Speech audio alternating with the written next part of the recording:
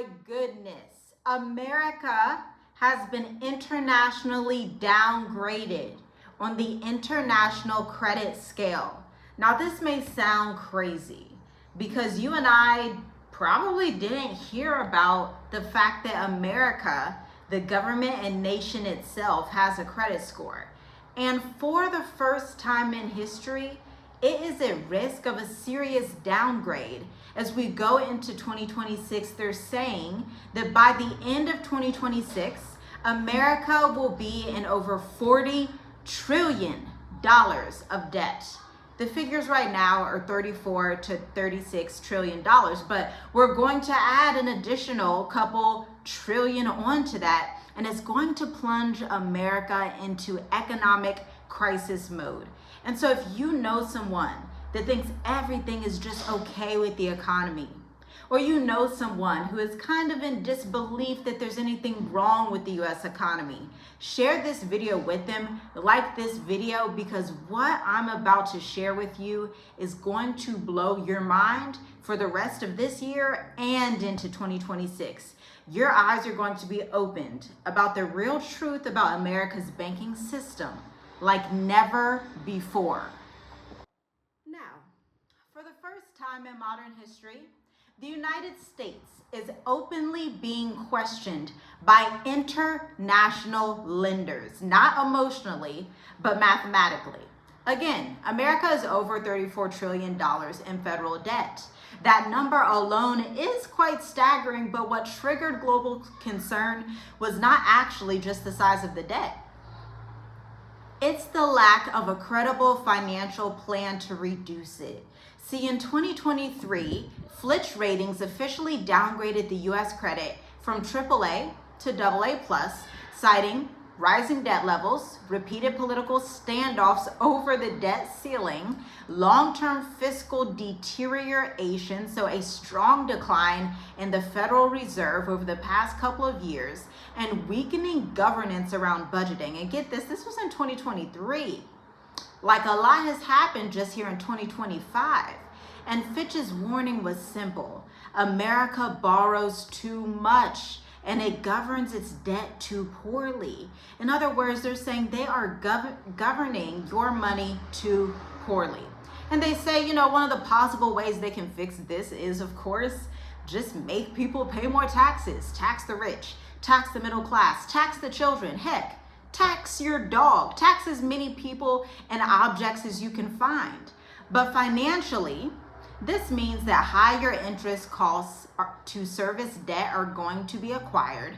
You're going to see reduced trust from foreign buyers of U.S. bonds, which we've already seen because China has been known to dump U.S. bonds in large amounts, like $853 million of bonds dropped.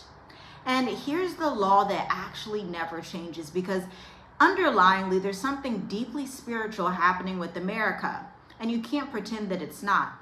Proverbs 22, verse 7, the borrower is servant to the lender. This is not a metaphor, this is not symbolism, and is for dang sure not just poetry. It's economic law that's written to the spiritual realm. America now spends $1 trillion per year on interest rates alone. If you know anything about finances, you know that if you have student loans, if you have a mortgage and they got you on like the bad end of a deal and you've been paying down your interest all these years and you can't get to the actual capital loan amount, then it screws you over. Well, America's in that same type of issue. I mean, it's no wonder they just passed the debt on to the consumer. And this was in 2023. They're going to do another review here in 2026. And they're going to be even more shocked. Listen to the end of this video because the next phase of this is quite insane. Now, I would hate to be the bearer of bad news, but you can fact check this because America's debt is now larger than the entire U.S. economy. America's debt to GDP ratio exceeds 120%. That means that every $1 spent in products in America produces output of $1.20 in debt, okay? And so just think if you were a business owner. I've been a marketing agency owner, a CEO for 9 years now, helping my clients get over 31 million collectively in sales. And so if we were to have an issue in our business where we were owing more than we brought in, we would be in a sinkhole. We would feel that pressure. Look, my blood pressure will probably go up from that, okay? Because if you're a small business owner, then you know that you do not want to be in the red like that. It's okay to get small amounts of debt that are actually assets for your business, or if you're investing in real estate. But the type of debt that Americans have, the type of debt that America itself has, is not sustainable. And I'm not just pulling this out of nowhere. This is coming from the Bible. The borrower is slave to the lender. Now you may say, who's the lender? Who does America owe debt to? Oh, well, none other than Japan, China, Great Britain, France, just those world superpowers, both in Europe and in Asia. Now, historically, debt to GDP levels above 100% signal vulnerability and inflation shocks, weakening currency confidence, which we just discussed yesterday, with the increase South African Rand had against the USD, which is very rare, and the risk of capital flight, meaning if there are foreigners in America, wealthy people in America, they're looking to take their money elsewhere. Could this also be why the Republican governor of Ohio proposed that there's no more dual citizenship? Because they know on the back end, these politicians understand this economy is crap. The American economy as it was will not be returning in your lifetime or in my lifetime, if not ever, period. And so they're like, hey, we need these people to not be dual citizens everywhere. Keep as much money in the country, tax as many people as you can.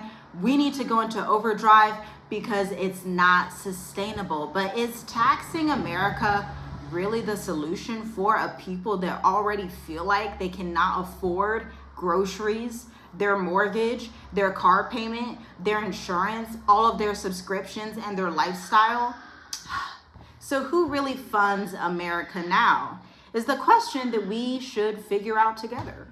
Foreign nations and institutions hold over 7.6 trillion, yes, with a T, not million, $7.6 trillion of US debt. Top holders, again, Japan, China, the United Kingdom, and France. Financial institutions tied to global banking systems are getting their funds from America. This creates leverage without warfare. See, isn't this a coincidence? America owes China. China also owes America in some ways. And so they're having a monetary war under your nose when you don't even realize it, okay? So this is going to influence policy, trade pressure, currency negotiations, and military strategy dependencies. The Bible didn't say lenders would rule with weapons necessarily. It said that they would rule through debt, modern day slavery. And this is why the credit downgrade actually matters to you, the everyday American citizen. See, downgrades may sound distant, like, oh, it's just, another $4 trillion, $5 trillion, 40 trillion in debt by 2026. Who cares? It doesn't really affect us Americans, does it? It doesn't really affect the people who are paying their mortgage, their car notes, their child care, the people who aren't even getting married anymore in America, the people that are afraid to even have children anymore. It doesn't really harm America, does it? But when a nation's ratings fall, this is what happens. Mortgage rates will take a steep increase. Auto loans will cost more, not less.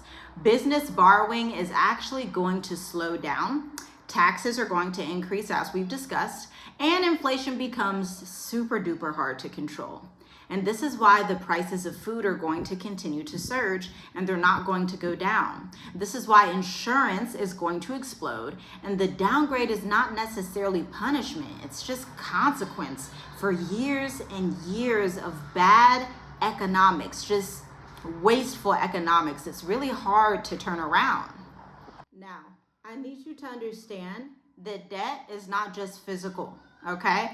This is spiritual, and it consistently ties to a loss of discipline, a loss of restraint, and a loss of national humility. Eventually, this loss is going to lead to the economic destruction of the United States of America. See, Proverbs 14, verse 34 actually says, righteousness exalts a nation, but sin is a reproach to any people. And debt is not neutral, unfortunately. Greed is not neutral. It reflects a culture that is already trained to consume before producing, promise before building, and spend before stewarding wisely.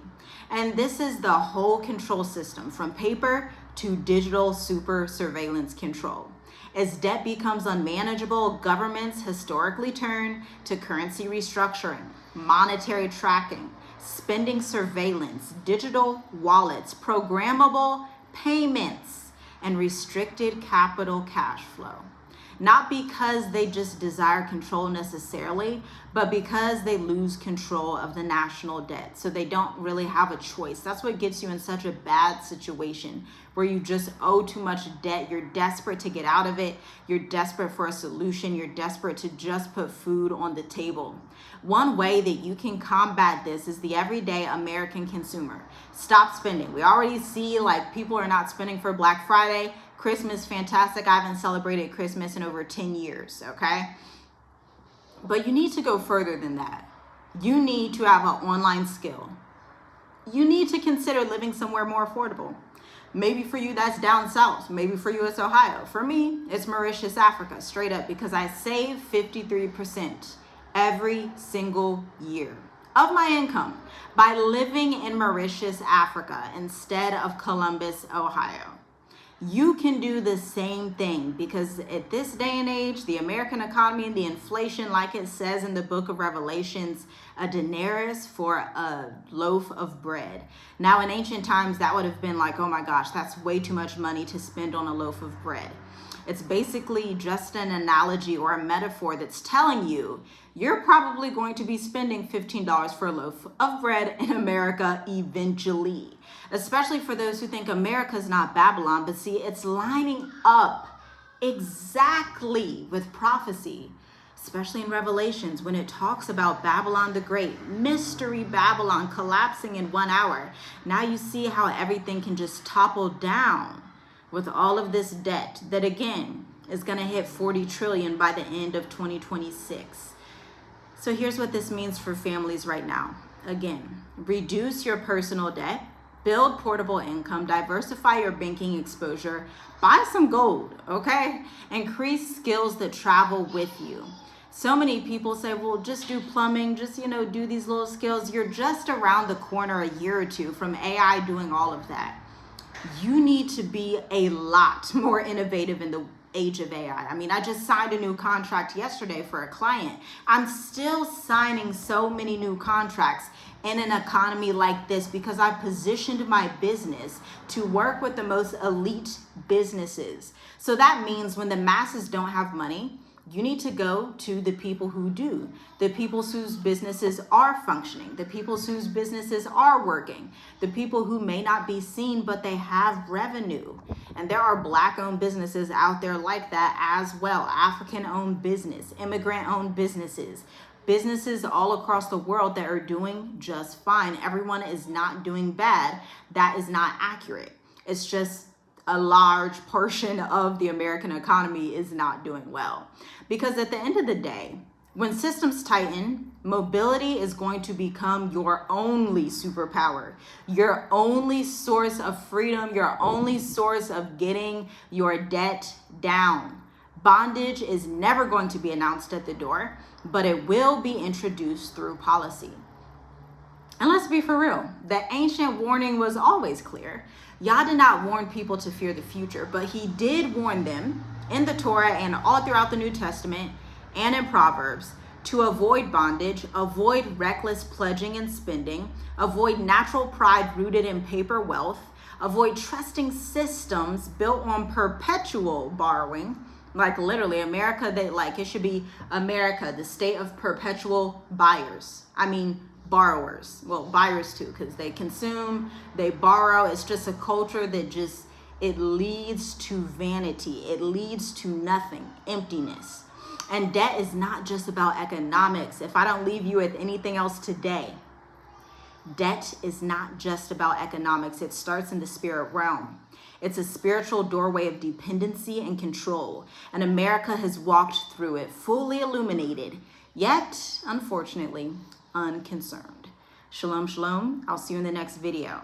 If you are someone that wants to become a self-employed entrepreneur or advance your small business through retention marketing, email, SMS, social media, visit www.tiffygwrites.ai to sign up for my email list and learn how to master innovative marketing before this economy masters you.